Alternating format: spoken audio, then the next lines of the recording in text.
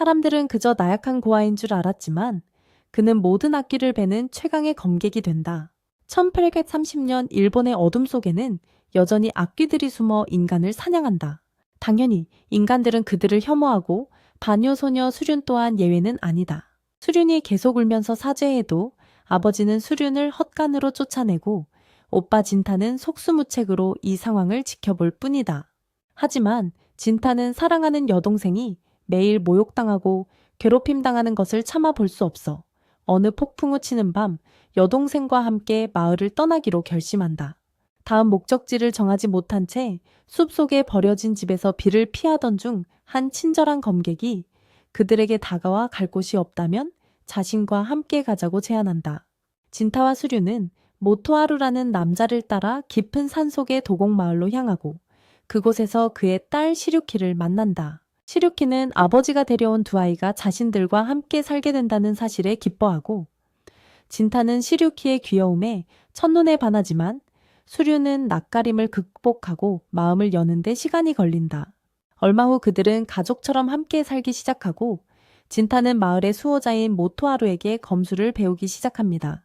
어느 날 진타와 시류키 수준이 친구와 강에서 놀고 집으로 돌아오는 길에 진타가 시류키의 엄마에 대한 이야기를 꺼냅니다. 시류키는 엄마가 마을의 무녀이고 신사를 떠나는 것이 허락되지 않는다고 말합니다. 마을의 수호자인 아빠와 촌장만이 엄마를 만날 수 있는데 평민들을 만나면 신성한 힘이 약해지기 때문이라고 합니다. 시류키는 엄마를 몇백 년 동안 보지 못했다고 말하지만 한숨을 쉬고 집으로 돌아갑니다. 그 후 시간이 흐르면서 진타는 모토하루 밑에서 계속 훈련하고 시류키와 더욱 가까워지고 수주는 그들 사이에서 셋째 역할을 합니다. 그러던 어느 날 마을에 비극이 닥쳐 악마가 시류키의 엄마를 죽이고 아빠는 악마가 탈출하는 것을 막기 위해 목숨을 바칩니다. 장례식 다음 날 밤 시류키는 진택의 마을을 지키고 싶기 때문에 엄마의 뒤를 이어 다음 무녀가 될 것이라고 말합니다. 그녀는 곁에 있는 진타를 다시 볼 수 없는 게 유일한 후회라고 말하고 그는 그녀의 수호자가 되어 다시 함께 할 수 있도록 노력하겠다고 약속합니다.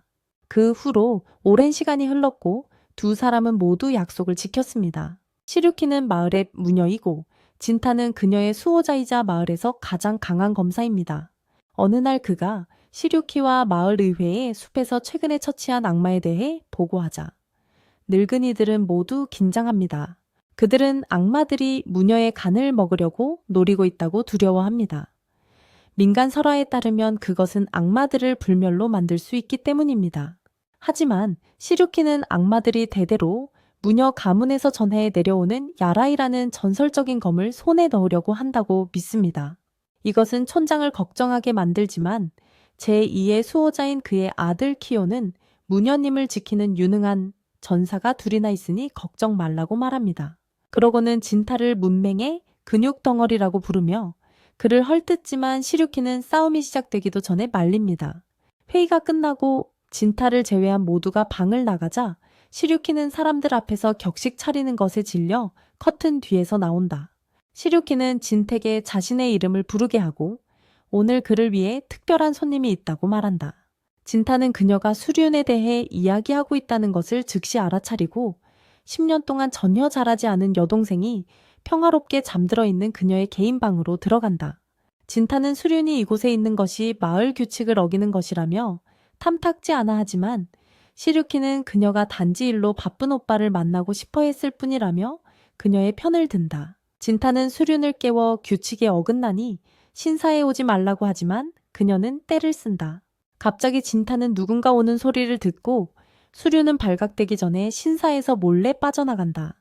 방문객은 촌장이었고 시류키와 단둘이 이야기하고 싶다며 진택의 방에서 나가라고까지 말한다. 다음 날 아침 진타는 휴가를 받아 집으로 돌아온다. 수주는 오늘 하루 종일 그와 함께할 생각에 기뻐하지만 뜻밖에도 시리유키가 집에 있는 것을 보게 된다.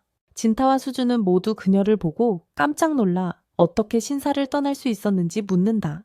시리유키는 짓궂게 촌장님께 특별 허락을 받아 외출하게 되었다고 말하며 그들과 하루를 보내고 싶어 한다. 수주는 이 말을 듣고 신이 나서 셋이서 옛날처럼 아침을 함께 먹자고 제안한다. 아침 식사 후 진타는 시리유키를 마을로 데려가기로 하고 수주는 행복하게 손을 흔들어 보내지만 그들이 떠나자마자 불만을 드러낸다. 한편 마을 사람들은 모두 진타가 예쁜 여자와 함께 있는 것을 보고 어리둥절해한다. 몇 년 동안 시리유키의 얼굴을 보지 못해 알아보지 못하는 것이다. 어린 시절 친구의 식당에 도착했을 때조차 그녀는 시리유키를 알아보지 못하고 시리유키는 약간 슬퍼한다. 하루 종일 함께 시간을 보낸 후 시리유키는 진타를 과거에 무녀와 마을 수호자가 되기로 약속했던 바로 그 장소로 데려간다. 그러자 시리유키는 갑자기 진택의 마을 촌장의 아들인 키요와 결혼을 할 거라고 말합니다. 시리유키는 악귀들이 쫓아올 경우를 대비해 혈통을 보호하기 위해 아이를 가져야 한다고 촌장이 자신에게 훈계했다고 설명하자 진타는 충격과 공포에 휩싸입니다. 촌장은 수호자이고 훗날 촌장이 될 아들과 결혼하라고 그녀에게 말했습니다. 시리유키는 마을 사람 모두에게 최선이기 때문에 무녀로서 청혼에 응했다고 말합니다. 하지만 그녀는 진택에 그가 자신이 사랑했고 앞으로도 사랑할 유일한 남자라고 말합니다. 그녀는 자신의 일부는 그와 함께 새로운 삶을 시작하기 위해 마을에서 도망치고 싶어 하지만 그가 절대 동의하지 않을 거라는 걸 안다고 말합니다. 진타는 그녀가 무녀가 되기로 한 결정을 존중했기 때문에 그녀의 수호자가 되기 위해 열심히 노력했고 만약 그들이 자신들의 역할을 벌인다면 서로 제대로 마주할 수 없을 거라고 말하며 그녀의 말을 긍정합니다. 그는 그녀를 사랑하고 그녀와 마을을 어떤 위협으로부터든 보호하기 위해 자신의 의무를 계속할 것이라고 그녀에게 말합니다. 다음날 시류키는 진택의 마을 밖에서 발견된 악귀 2마리를 사냥하라는 임무를 내립니다. 하지만 떠나기 전에 키오가 그에게 할 말이 있다고 합니다. 그는 진택에 어떻게 그렇게 겁쟁이처럼 사랑하는 여자가 다른 남자와 결혼하는 것을 보고도 아무 반응도 안 할 수 있냐며 공격적으로 따집니다. 진타는 마을을 위한 일이라면 상관없다고 차갑게 말하고 키오는 그에게 심각한 문제가 있다는 것을 깨닫습니다. 진타는 그를 무시하고 숲으로 악귀 2마리를 찾아 떠나지만 그중 한 마리가 이미 수준에게 향했다는 사실을 알지 못합니다. 진타가 숲을 조용히 걷고 있을 때 2번째 악귀가 그를 기습하지만 그는 쉽게 막아냅니다. 악귀는 진택에 그의 실력에 감탄했다고 말하지만 진타는 이야기할 시간이 없다며 즉시 그에게 달려듭니다. 처음에는 악귀의 단단한 피부를 베는데 어려움을 겪지만 2번째 공격으로 팔을 베어내고 간신히 강타를 피합니다. 악귀는 분노하는 대신 진택에 감탄하며 어쩌다 그렇게 강해졌냐고 묻습니다. 악귀는 왜 검을 휘두르냐고 묻고 진타는 사랑하는 사람들을 지키기 위해 싸운다고 말합니다. 그때 여자 악귀가 수련에게 다가와 너도 우리와 같다고 말합니다. 수련은 필사적으로 부정하며 진타의 옷을 붙잡고 자기는 인간이라고 말합니다. 악귀는 수련이 오빠를 너무 사랑해서 악귀의 본성을 이겨내고 인간으로 남았다는 걸 깨닫습니다. 수련은 신이 나서 악귀에게 진태에 대해 이야기하며 오빠는 자기 전부라고 말하고 악귀는 누군가 오빠를 해치려 하니 막아야 한다고 말합니다. 수련은 믿으려 하지 않자 여자, 악귀는 예지력으로 시류키가 옷을 벗으며 키오와 키스하는 미래를 보여줍니다. 수련은 시류키가 진타를 사랑한다고 확신하기에 믿을 수 없어 하자 여자 악귀는 직접 진실을 보고 오빠를 도울 수 있도록 함께 가자고 말합니다. 한편 진타와 남자 요괴는 숲속에서 여전히 싸우고 있습니다. 진타는 요괴에게 왜 인간을 해치냐고 묻자 요괴는 모든 요괴는 무시할 수 없는 목적이 있고 그 목적을 달성하기 위해 모든 것을 한다고 대답합니다. 진타는 요괴가 누구도 해치지 못하게 막겠다고 말하며 달려들고 요괴는 팔을 크게 만들어 정면으로 맞섭니다. 요괴의 주먹 한 방에 진타의 팔이 찢어지고 칼은 단단한 피부와 부딪힌 후 산산이 부서집니다. 하지만 진타는 포기하지 않고 다시 공격하기 전에 부서진 칼날 조각을 잡아 요괴의 심장을 찌릅니다. 치명적인 공격에 요괴는 쓰러지지만 자신의 목적을 달성했기에 만족합니다. 요괴는 진택의 자신의 동료는 예지력이 있으며 170년 후 이 마을에서 요괴신이 태어날 것을 보았다고 말합니다. 요괴는 지금도 모든 요괴 중 가장 강한 요괴가 이 마을에 살고 있으며 그 요괴를 데려오기 위해 이곳에 왔다고 말합니다. 진타는 악마가 수륜에 대해 말하고 있다는 걸 깨닫지만 뭘 해보기도 전에 악마는 자신의 힘을 주는 것으로 작별 인사를 대신하려 한다. 악마는 팔이 억지로 진타의 목구멍으로 들어가자 그에게 지키고 싶어 하는 사람들이 그럴 가치가 없어지면 어떻게 할 거냐고 묻는다. 같은 시각 키오는 시리유키와 관계를 가지려 하고 그녀가 저항하자 진타가 내 신음소리를 들으러 제때 돌아오길 바라냐고 묻는다. 이 모진 말에 시리유키는 마음을 굳히고 무녀의 의무라며 옷을 벗기 시작한다. 키오는 그녀가 협조할 거라고는 전혀 예상 못했기에 당황하지만 시리유키가 그에게 키스하려는 순간 여자 악마가 수륜을 데려와 그 모든 걸 직접 보게 만든다. 숲으로 돌아온 진타는 깨어나고 놀랍게도 그의 모든 부상이 사라졌다. 그는 즉시 수륜을 찾아 달려가지만 끔찍하게도 마을 전체가 불타고 있다. 그는 모두를 무시하고 신사로 달려가고 망연자실한 수륜은 시리유키를 걸레라고 부르며 진타를 사랑하는 척하다 아무 남자나 만나는 여자라고 한다. 시리유키는 자기 입장을 설명하려 하지만 수륜은 아무것도 들으려 하지 않아요. 수륜은 진타를 너무 사랑하고 그와 함께하고 싶지만 진타는 시리유키를 사랑한다며 울기 시작해요. 그래서 모든 걸 참아왔고 영원히 그의 여동생으로 남기 위해 어른이 되지 않으려 했던 거예요. 그래야 오빠가 시리유키와 행복하게 결혼할 수 있으니까요. 시리유키는 그러면 안 된다고 무녀로서 마을에 대한 의무가 있다고 말하자 수륜은 발끈해요. 눈을 가린 붕대를 찢어버리고 시리유키를 저주하기 시작해요. 이것이 기회라고 생각한 여자 악마는 수륜을 조종하기 시작하며 그녀에게 오빠가 카레 사물라 탄테메알에게 상처받지 않도록 구하고 오빠를 속이기 전에 죽이라고 말해요. 시리유키의 외침은 수륜에게 전혀 닿지 않고 여자 악마의 말에 타락해버려요. 갑자기 그녀의 어둠의 힘이 폭발하며 시리유키를 죽일 준비가 된 어른 악마로 변해요. 키오가 그녀를 보호하려 해 하지만 여자 요괴는 그를 때려 눕히고 끌고 나가요. 그에게 쓸모가 있기 때문이죠. 스즈유는 목표와 단둘이 남게 되고요. 시리유키는 스즈윤이 가문의 전설적인 검을 뽑아들자 겁에 질려요. 하지만 공격하기도 전에 진타가 나타나죠. 시리유키는 그에게 달려가고 진타는 그녀를 꽉 안아주지만 스즈윤의 빠른 공격에 그녀의 머리가 날아가는 것을 막을 수는 없었어요. 망연자실한 진타는 시리유키의 피 흘리는 시체를 안고 있다는 사실조차 깨닫지 못하는데 스즈윤이 갑자기 그의 뒤에 나타나 그를 위해 한 짓이라고 말하죠. 진타는 그녀를 알아보지 못하고 그저 그가 사랑했던 여자를 죽인 요괴라고 생각하며 분노에 차 그녀에게 달려들어요. 스즈윤은 그의 공격을 피하며 왜 그러냐고 묻고 그제서야 그는 그가 여동생과 맞서고 있다는 것을 깨닫죠. 진타는 어떻게 시류키에게 이럴 수 있냐고 묻고 스즈유는 그녀는 오빠를 배신할 바람둥이였을 뿐이라서 죽였다고 말해요. 그녀는 진택에 자신이 그가 상처받지 않도록 구해줬으니 기뻐해야 한다고 말하지만 그녀가 말을 하면 할수록 진타는 더욱 분노하죠. 분노가 끓어오르면서 악마에게 받은 힘이 발동하기 시작하고 그는 눈앞의 여자가 더 이상 자신의 여동생이 아니라는 걸 깨닫습니다. 순수한 증오심으로 달려들지만 그의 검은 수련의 악마의 기운에 부딪히자 산산이 부서집니다. 진타는 아무것도 할 수 없다는 사실에 비참함을 느끼지만 곧 악마의 힘과 증오를 이용해 시류키의 복수를 할 수 있다는 것을 깨닫습니다.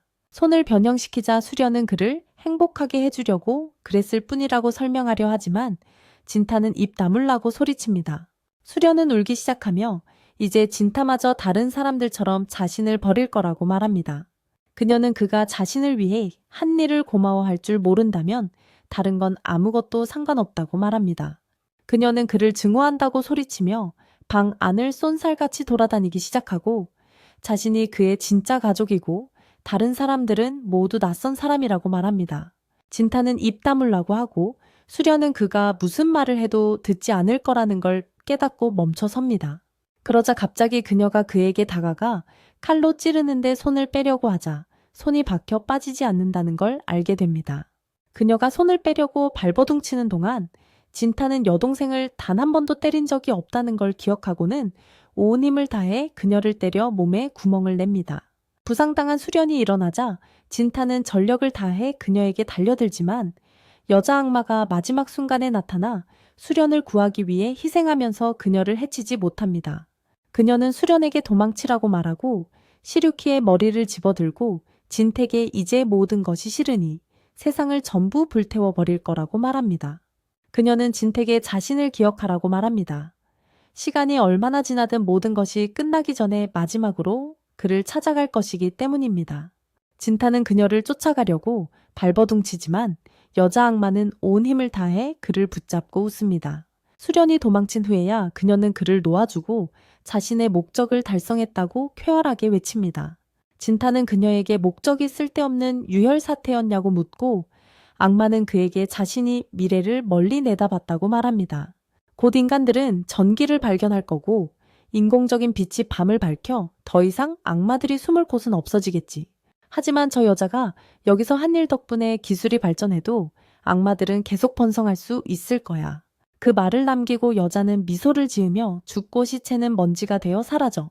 모든 게 끝나자 진타의 분노와 증오는 갑자기 슬픔으로 변하고 시류키의 시체를 끌어안고 지켜주지 못해서 미안하다고 계속 울면서 사과해. 얼마 후 마을 사람들은 집을 다시 짓기 시작하지만 이 세상에 완전히 혼자가 된 진타는 여행을 떠나기로 결심해. 집을 나서자마자 촌장이 기다리고 있는 걸 발견해.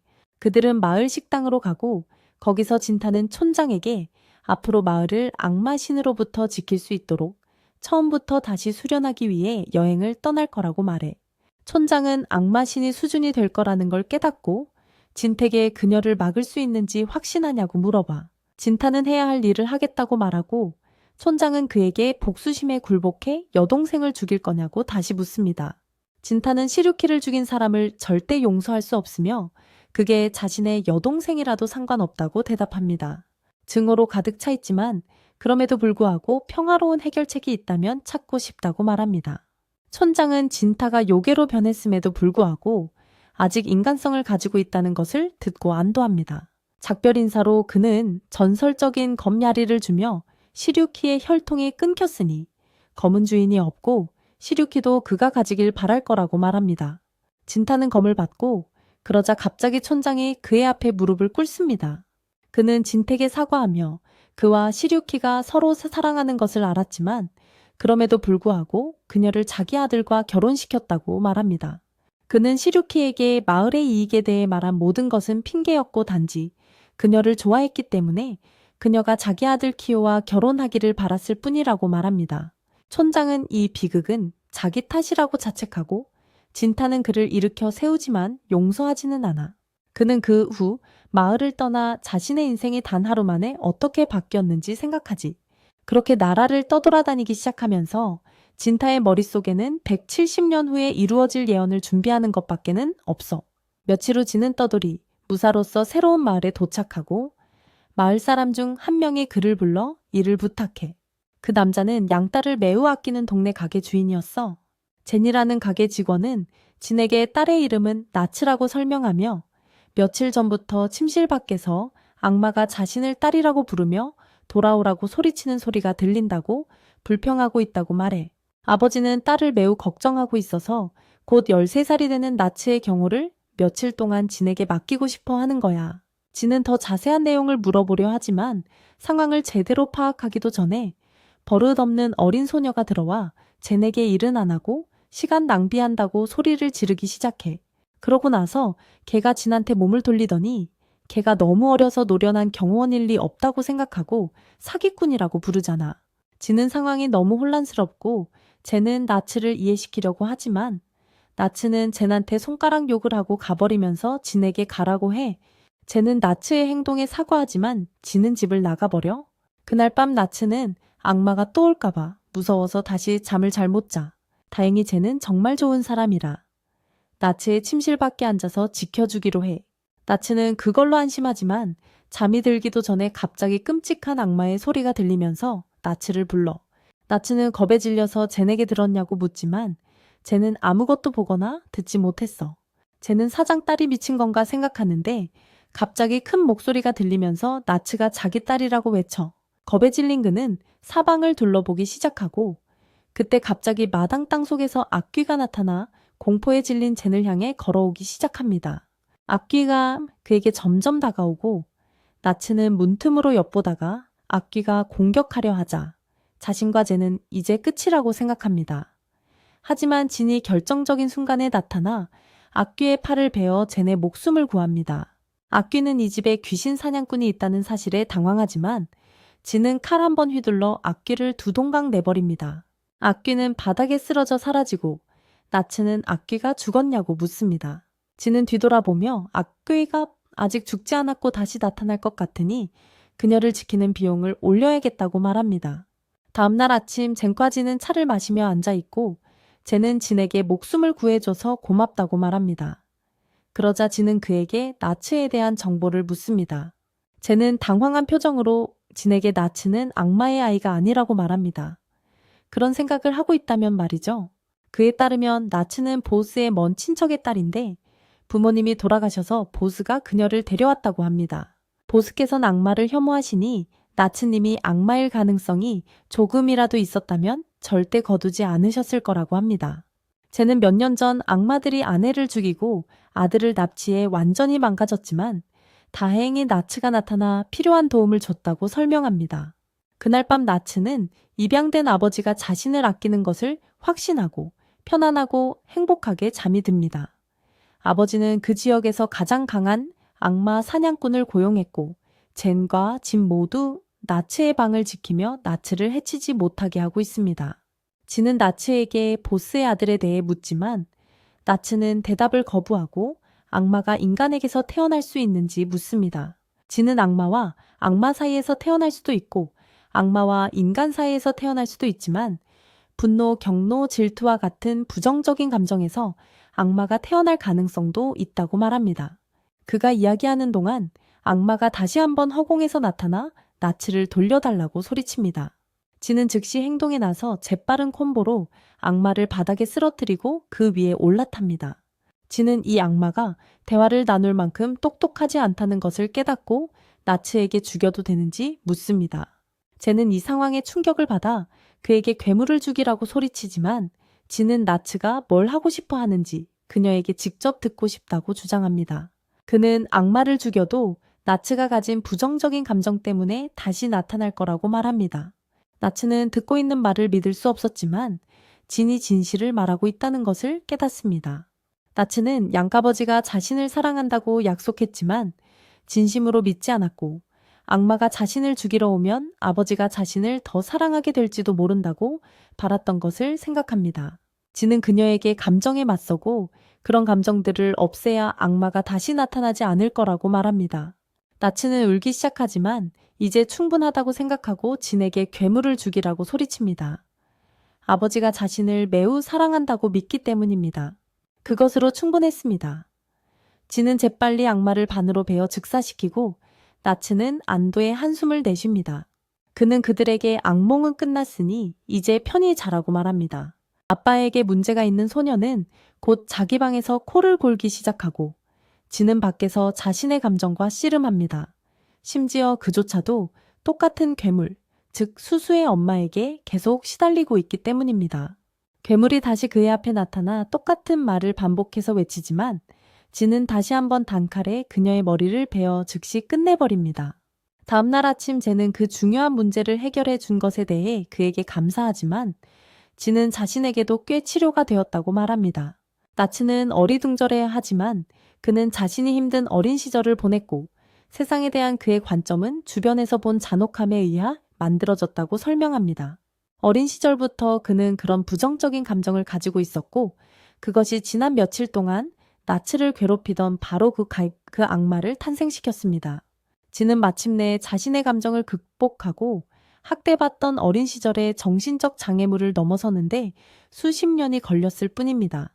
나츠는 그가 무슨 말을 하는지 잘 이해하지 못하지만 어쨌든 도움에 감사하며 몸을 돌려 도시를 떠납니다. 바로 그때 그녀의 아버지가 걸어 나와 그 남자가 갔는지 묻습니다. 나츠는 진을 고용해 주셔서 감사하다고 말합니다. 그분이 아니었다면 밤에 잠자는 걸 항상 무서워했을 거라고요. 아버지는 어느 부모라도 자식을 위해 똑같이 했을 거라고 하시네요. 그러고는 젠을 보며 다시 일하라고 선반 정리나 하고 싶지 않으면 해고 안 당하게 하라고 합니다. 젠은 바로 안으로 뛰어들어가고 나츠는 이때까지 아버지가 보여주신 은혜를 갚을 때라고 생각합니다. 아버지를 똑바로 쳐다보며 혹시 도울 일은 없는지 묻자 아버지는 기뻐하며 오래오래 행복하게 사는 게 자신을 위해 해줄 수 있는 최고의 일이라고 말합니다. 한편 지는 아름다운 나무에서 떨어지는 낙엽을 보며 또 한 계절이 지나갔는데도 아직 세상에서 악귀를 없애겠다는 목표에 한참 못 미친다는 걸 깨닫습니다. 하지만 그는 심호흡을 하고 다음 도시에서 새로운 모험을 향해 계속 걸어가기로 결심합니다. 이 영상이 마음에 드셨다면 구독해주시고 다음 영상도 시청해주세요.